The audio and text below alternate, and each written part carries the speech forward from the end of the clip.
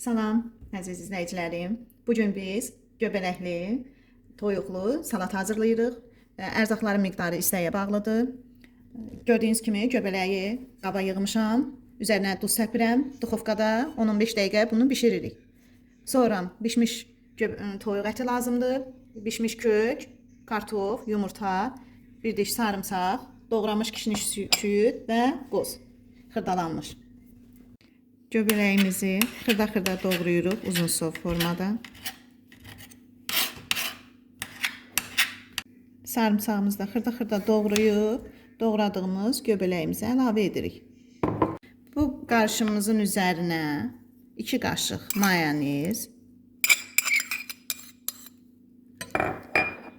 xırdalanmış qozun yarısını əlavə edib qarışdırırıq.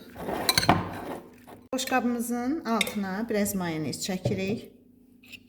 Üzərinə kartofumuzu tyorkadan keçiririk. Üzərinə istiot, duz,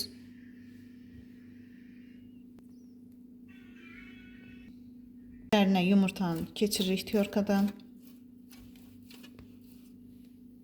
Duz, istiotu əlavə edirik və mayonez. Sonra üzərinə göbələk qarışımından əlavə edirik.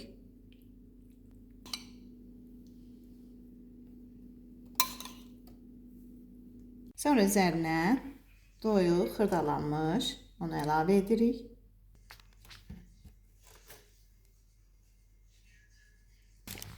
Mayonez. Üzərinə yerdə qalan qozumuzu əlavə edirik. Qozumuzun yarısını göbələyimizi əlavə etmişdik. Bunun da üzərindən kişniş süd əlavə edirik. Üzərinə tyorkadan keçirilmiş kök əlavə edirik. Üzərinə duz, istiot əlavə edib mayonezləyirik. Üzərini qardalı ilə bəzəyirik.